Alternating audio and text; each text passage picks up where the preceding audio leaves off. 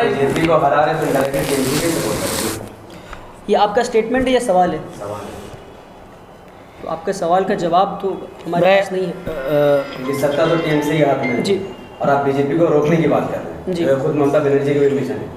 अगर वापस आपके इलेक्शन न लड़ने की वजह से अगर टीएमसी की सरकार बनती है तो टीएमसी तो माइनॉरिटीज़ के लिए कोई खास काम किया नहीं है, तो फिर यहाँ माइनॉरिटीज़ का 5 साल के लिए क्या होगा? तो आप किसको ऑल्टरनेटिव सजेस्ट कर रहे हैं? आपका इलेक्शन नहीं लड़ना माइनॉरिटीज़ को नुकसान है। अगर आप इलेक्शन लड़ते हैं माइनॉरिटीज़ के नाम पर तो माइनॉरिटीज़ को अगर हम इलेक्शन लड़ते, आपका अब सवाल पूछे, फिर से अपना सवाल रिफ्रेश करें आपसे लिए।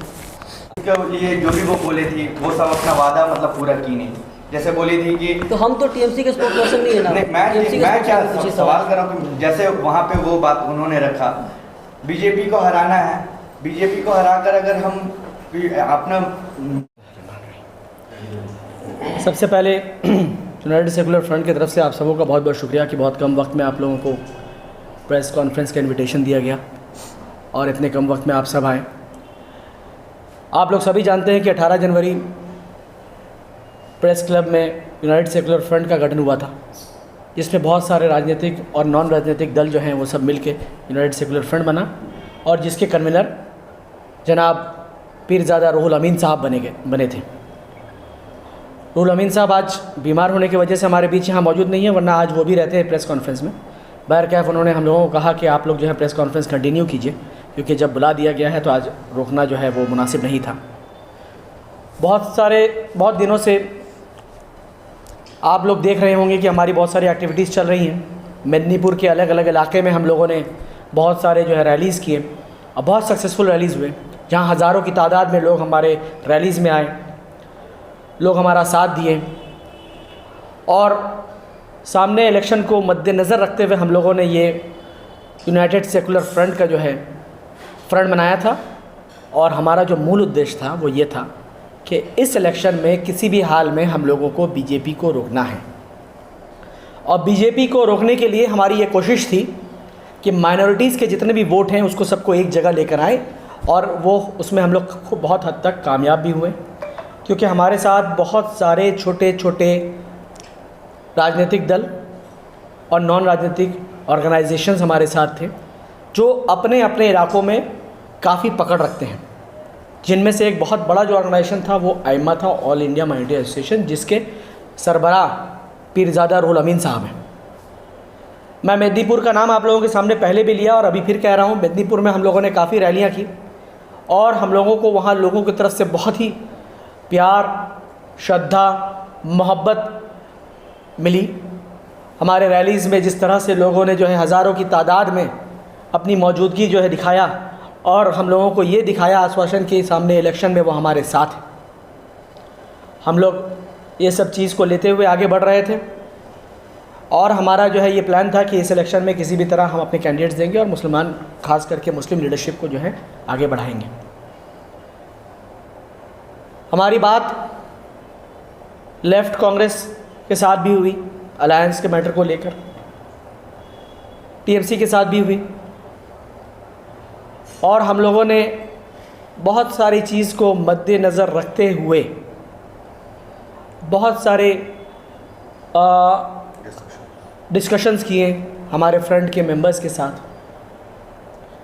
हम लोगों ने इलेक्शन में उतरने से पहले ये सोचा, ज़रूरी समझा कि क्यों ना हम लोग सर्वे करा लें जिन जिन इलाकों में हमारी पकड़, ख़ास करके मेदिनीपुर के 8 जितने भी असेंबली कंस्टिट्यूंसीज़ हैं उसमें एक बहुत ही ऐसी पकड़ हम रखते हैं कि हम ये समझते हैं कि आज अगर इंडिविजुअल तौर पे भी यूएसएफ अगर वहाँ खड़ा होता है, अगर जीतने की नहीं तो हराने की ताकत रखता है। हम लोगों के साथ लेफ़्ट कांग्रेस के साथ जो बातें हुई और टीएमसी के साथ जो बातें हुई, तो जो कंडीशंस हमारे थे और बहुत सारी बातें ऐसी थी जो हम लोगों ने अपने कंडीशंस रखे थे, जो उनकी तरफ से कुछ कंडीशंस थे, उन सबको मद्देनज़र रखते हुए यूनाइटेड सेकुलर फ्रंट ने अलायंस में नहीं आना मुनासिब समझा और ये फ़ैसला किया कि हम लोग जो कुछ भी करेंगे इंडिविजुअल तौर पे करेंगे। और सिर्फ मेदिनीपुर में नहीं बल्कि कलकत्ता शहर की भी 2 ऐसी सीट हैं जहां सर्वे कराया गया तो हमें ये लगा कि वहाँ भी हम लोग लड़ने के लायक हैं और अच्छी पकड़ रखते हैं। मगर सर्वे रिपोर्ट में हम लोगों को जो सबसे ज़्यादा इम्पॉर्टेंट चीज़ वो नज़र आई कि अगर हम इंडिविजुअल तौर पे लड़ते हैं तो बहुत सारी सीटें ऐसी हैं जिसमें हमें मुसलमानों का वोट सबसे ज़्यादा मिलेगा, उसमें वो वोट्स बढ़ जाएंगे और वो वोट बढ़ जाने के वजह से बीजेपी जीत जाएगी।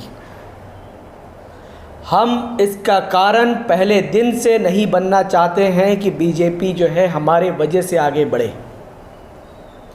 हमारा पहला मुद्दा और पहले दिन में ही ये यूएसएफ का जब गठन हुआ था, जब हमारी पहली मीटिंग हुई थी, वो पहला कंडीशन हमारा ये था कि हम किसी हाल में भी बीजेपी को आगे बढ़ने नहीं दे सकते। इस वजह से हम लोगों ने ये फ़ैसला किया है कि कुर्बानी सही, हम न लड़ना पसंद करेंगे, मगर बीजेपी को किसी हाल में भी फ़ायदा कराना मुनासिब नहीं होगा हमारे लिए।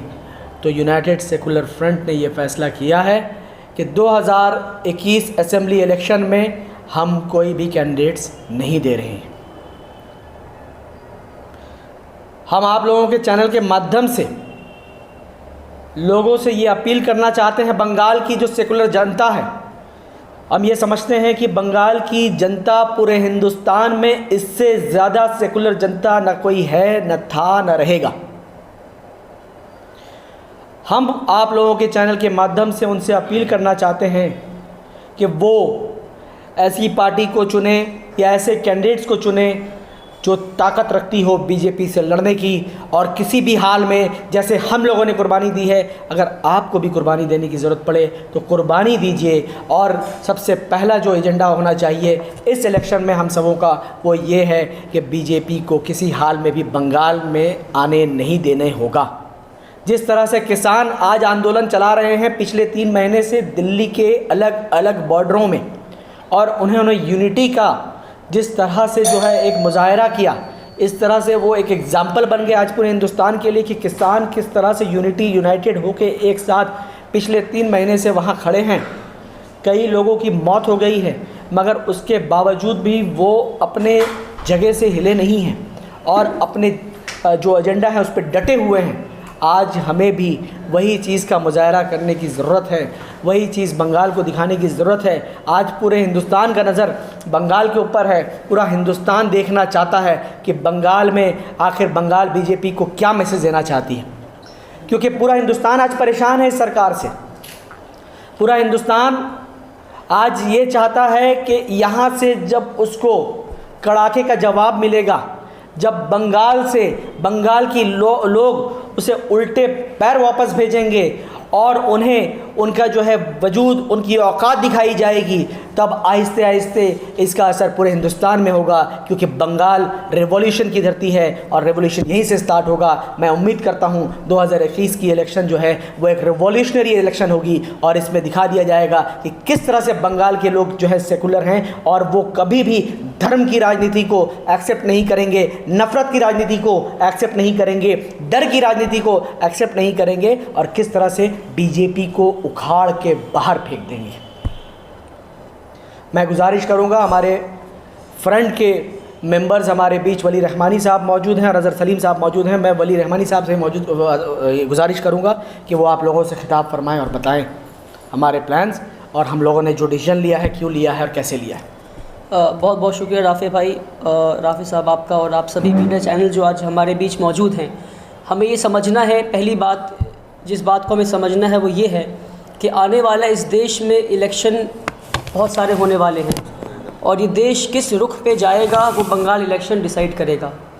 बंगाल इलेक्शन ये डिटरमिन करेगा और डिसाइड करेगा कि आने वाला देश के हालात कैसे होंगे। तो अगर हम बंगाल इलेक्शन में सेंसिबल होकर वोट ना करें, सेंसिबल होकर कदम ना बढ़ाएं, तो इस देश में बहुत बड़ा ब्लंडर हो सकता है। बहुत सारे अफवाहें फैलाए गए हमारे बारे में, यूएसएफ के बारे में बोला गया कि हम बीजेपी के एजेंट हैं, हम बीजेपी को जिताने के लिए यहाँ आए हैं और हमें पॉलिटिकल पार्टी, हमारे फॉर्म होने से पहले ही हमें पॉलिटिकल पार्टी घोषित कर दिया गया। आज तक हमने घोषित नहीं किया कि हम पॉलिटिकल पार्टी हैं। हम कहते रहे कि हम एक पॉलिटिकल फ्रंट है, एक आइडियोलॉजी है, हम एक प्रेशर ग्रुप की तरह काम करना चाहते हैं। ज़रूरी नहीं कि हम 294 सीटों पे लड़ेंगे, ज़रूरी नहीं है कि हम इलेक्शन में कदम उठाएंगे। हम कुछ इलेक्शन में कदम रखने की सिर्फ तैयारियां कर रहे थे, मगर हमने जब सर्वे कराया तो सर्वे में ये रिज़ल्ट आया कि या तो हम जीत रहे हैं उन सीटों पे या बीजेपी जीत रही है उन सीटों पे। तो हम बंगाल इलेक्शन में रिस्क नहीं लेना चाहते थे। हम नहीं चाहते थे कि हमारे वजह से कहीं ऐसे कोई हमारी भूल चूक हो जाए जिसके वजह से बीजेपी सरकार बना ले। तो हमने ये डिसाइड किया है, यूएसएफ ने ये डिसाइड किया है कि हम इलेक्शन नहीं लड़ेंगे। तो किसका साथ देंगे आप लोग? किसका साथ देंगे? हम बंगाल की जनता का साथ देंगे। मैं ये चाहूँगा कि आप इस बात को समझें कि फ्रंट होना और पॉलिटिकल पार्टी होना दो बहुत अलग अलग चीज़ें हैं। तो बंगाल की जनता से हम ये रिक्वेस्ट करेंगे कि आप बहुत सेंसिबल तरीके से ये देखें कि कौन सी पार्टी आपकी सीट पर, जिस सीट पर आप वोट देने जा रहे हैं, कौन सी पार्टी सबसे आगे है जो बीजेपी को हरा सकती है, उस पार्टी को वोट करें आप। ये हमारा मैसेज है बंगाल की जनता से। आप किसी पार्टी को सपोर्ट नहीं कर रहे हैं, हम पब्लिक को छोड़ रहे हैं, जिसको चाहे वोट दें। जी बिल्कुल। बीजेपी को हरा रहे तो डायरेक्ट टीएमसी के सपोर्ट करेंगे। ये आपका स्टेटमेंट है या सवाल है? तो आपके सवाल का जवाब तो हमारे पास नहीं है। ये सत्ता तो टीएमसी के हाथ में है जी। और आप बीजेपी को रोकने की बात कर रहे हैं। जी। जो खुद ममता बनर्जी के भी मिशन है। अगर वापस आपके इलेक्शन न लड़ने की वजह से अगर टीएमसी की सरकार बनती है तो टीएमसी ने तो माइनॉरिटीज़ के लिए कोई खास काम किया नहीं है, तो फिर यहाँ माइनॉरिटीज़ का परसेंट के लिए क्या होगा? तो आप किसको ऑल्टरनेटिव सजेस्ट कर रहे हैं? आपका इलेक्शन नहीं लड़ना माइनॉरिटीज़ को नुकसान है। अगर आप इलेक्शन लड़ते हैं माइनॉरिटीज़ के नाम पर तो माइनॉरिटीज़ को अगर हम इलेक्शन लड़ते, आपका अब सवाल पूछे, फिर से अपना सवाल रिफ्रेज करें आप। चलिए, अगर आप इलेक्शन लड़ते माइनॉरिटीज़ के मुद्दा पर जी। और कुछ ही सीटों पर जीतते, यहाँ पर टीएमसी या कोई भी पार्टी जीती, जी। जितने आप माइनॉरिटीज़ के लिए काम करते हैं, जी अब आप इलेक्शन नहीं लड़ रहे बीजेपी को हराने के लिए, जी। तो बीजेपी को हराने के लिए अगर आप इलेक्शन नहीं लड़ रहे तो फिर माइनॉरिटीज़ का क्या होगा वेस्ट बंगाल में? बहुत अच्छा सवाल आपका, बहुत सवाल है कि हम बीजेपी अगर आ जाए, हमने आपसे बताया कि हमने सीटों पे सर्वे कराया, जिन सीटों पे इलेक्शन लड़ रहे थे, सर्वे कराने से हमें ये मालूम चला कि हमारे जीतने से, हमारे लड़ने से या तो हम जीत रहे हैं या तो बीजेपी जीत रही है, कांटे की टक्कर उन सीटों पे। तो अगर हमारे लड़ने से बीजेपी जीत जाए उन सीटों पे और बीजेपी सरकार बना ले तो माइनॉरिटीज़ का क्या होगा, ये सवाल आपसे हम पूछ रहे हैं। और कुछ सवाल आपका? বাংলায় বলেন। আমি অনুরোধ করব আমাদের মধ্যে আমাদের ফ্রন্টের লিডার আজহার সালিম সাহেব আছেন, উনি আপনাদের সামনে বাংলায়। हाँ बोलिए। पहले ये बोल लेते हैं अजहर भाई, उसके बाद फिर सवाल जवाब होता तो बेटर होता। हाँ पहले वो बोल। मैं ये कहना था कि आप लोग ये कह रहे हैं कि जो जीतने वाली सीट पर है सेक्युलर उम्मीदवार को वोट दी। इसमें आपके 3-4 सेक्युलर पार्टी है, टीएमसी है, सीपीएम है या कांग्रेस अलायंस। जी। किसी किसी सीट पर अच्छा कैंडिडेट है और किसी किसी सीट पर मैंने जीतने वाले कैंडिडेट सेक्युलर है, लेकिन उसको उम्मीदवार बहुत ही ऐसे नहीं है कि उनको जिताया जाए। लेकिन एक मसला है, कुछ ऐसे इलाके हैं जहाँ अलायंस की अच्छी पोजीशन है और कुछ इलाके ऐसे हैं जहाँ टीएमसी की ऐसी पोजीशन है, तो ऐसे में सपोर्ट कैसे किया जा सकता है? देखिए, हमने पहले भी कहा आप लोगों को कि ये जनता को फैसला करना है और बंगाल की जनता एक ऐसी जनता है जो पॉलिटिकली बहुत मैच्योर जनता है। इसलिए कहा जाता है कि what Bengal thinks today India thinks tomorrow. Bengal की जनता जानती है कि पॉलिटिकली किसे सपोर्ट करना चाहिए, कब करना चाहिए, कैसे करना चाहिए। जब उन्हें कांग्रेस की ज़रूरत थी तो यहाँ कांग्रेस की सरकार थी, जब लेफ़्ट की ज़रूरत थी तो यहाँ लेफ़्ट की सरकार थी, जब टीएमसी का ज़रूरत उनको समझ में आया तो उन लोगों ने टीएमसी को भी सरकार बनाने का मौका दिया। अभी भी ये जनता फैसला कर सकती है कि बीजेपी जैसी फैसिस्ट फोर्सेस को रोकने के लिए किसे वोट देना चाहिए, किसे वोट नहीं देना चाहिए, या किस पर्टिकुलर लोग ये कैंडिडेट को वोट देना चाहिए, नहीं देना चाहिए। हमारी जनता से ज़्यादा एजुकेटेड जनता इस मामले में मैं समझता हूँ कोई नहीं है। मुझे नहीं लगता है कि हमें बताने की ज़रूरत है कि आप किसको वोट दें या नहीं दें। हमारी जनता ये बात अच्छी तरह से जानती है कि किसे वोट देना है। আপনারা কি আইএসএফ কে সমর্থন করছেন? আমরা কাউকে সমর্থন করছি না, আমরা শুধু বিজেপির বিরোধিতা করছি। আমরা বিজেপিকে আটকানোর জন্যে যা করার আছে আমরা তাই জন্যে এত বড় কোরবানি দিয়েছি कि আমরা কোনো সিটে লড়ছি না। এবার এর থেকে বড় জিনিস আর কী করতে পারি কি কোরবানি দিচ্ছি। আমাদের ক্যান্ডিডেট রেডি ছিল, আমাদের অনেকগুলো ক্যান্ডিডেট অনেকগুলো সিটে রেডি ছিল, সব কিছু রেডি হয়ে গিয়েছিল। তারপরে যখন আমরা সার্ভে করলাম, সার্ভে করে আমরা দেখছি কি যদি আমরা ওই সব সিটে লড়ি তো অনেকগুলো সিটে আমরা জিতবো, না হতে গেলে বিজেপি জিতবে। তো সেই জিনিসটা আমরা সেই কি বলে বদনামিটা আমরা নিতে চাই না ফার্স্ট অফ অল। আর যে আমাদের মূল উদ্দেশ্য ইউএসএফের कि আমরা বিজেপিকে আটকানোর জন্য যখন সামনে এসেছি তো বিজেপিকে আটকানোর জন্য যদি কুরবানি দিতে হয় আমরা কুরবানি দিচ্ছি। এইটাই একটা বড় এক্সাম্পল দিয়ে আমরা সবার কাছে মেসেজ পাঠাতে চাই कि বিজেপিকে আটকানোর জন্য যা কিছু করার দরকার হয় সবাই করুন प्लीज़। আমরা अजहर सलीम साहब से मैं गुजारिश करूँगा कि वो आप लोगों से किताब फरमाएं और मैं अजहर साहब से गुजारिश करूँगा कि बांग्ला में किताब फरमाएं। जी बहुत बहुत शुक्रिया राफे भाई। पहले तो एक सवाल का जवाब दे दूं मैं।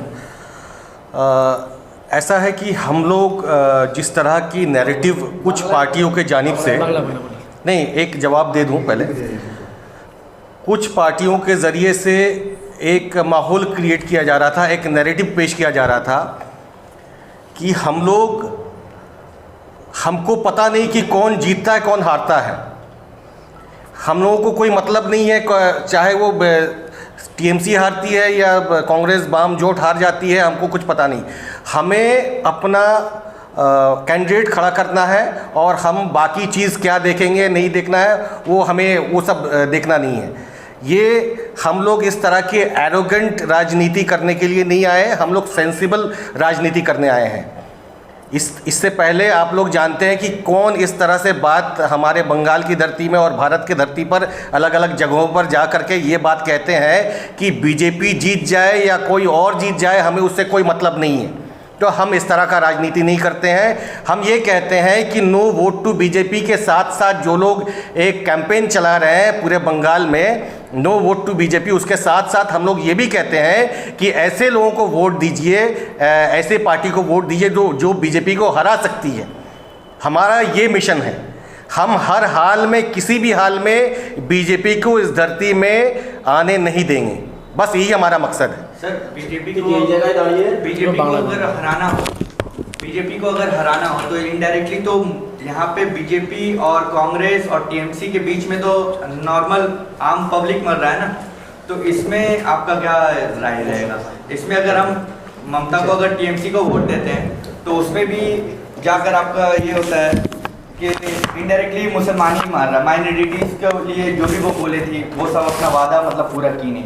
जैसे बोली थी कि तो हम तो टीएमसी के स्पोक्स पर्सन नहीं है ना। मैं क्या सवाल कर रहा हूँ कि जैसे वहाँ पे वो बात उन्होंने रखा, बीजेपी को हराना है, बीजेपी को हराकर अगर हम अपना कौम को अगर बचाना है, मेन मकसद तो कौम को बचाना है ना, चाहे वो हिंदू हो मुस्लिम हो कोई भी हो। सवाल क्या है?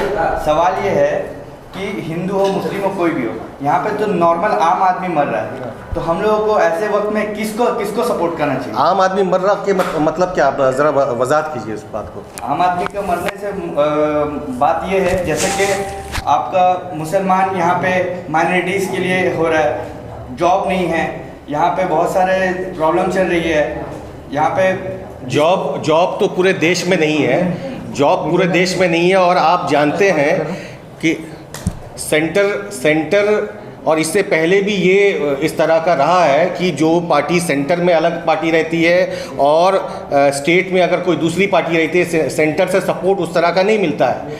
आप लोग ये भी जानते हैं कि जीएसटी का जो मामला है, जीएसटी का जो बंगाल का जो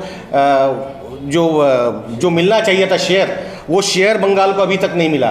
तो इस तरह से बहुत सारे स्कीम्स हैं जो बंगाल को अम्फान अभी इतना बड़ा मामला हुआ हमारे ईस्टर्न रीजन में, अम्फान में जिस तरह से मदद करना था आप लोग देखे होंगे केरला में उस तरह से मतलब सौतेला रवैया इख्तियार किया गया बीजेपी सरकार के जानिब से और बंगाल में भी इस तरह से इख्तियार किया गया।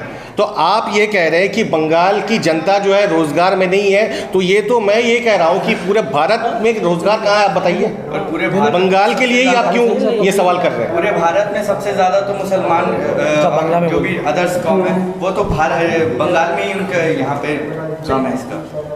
ये बांग्ला बंगाली चैनल बैठ रहे हैं, बोलो बांग्ला बोल दिन मोदी तो बांग्ला बोलते हैं। यूएसएफ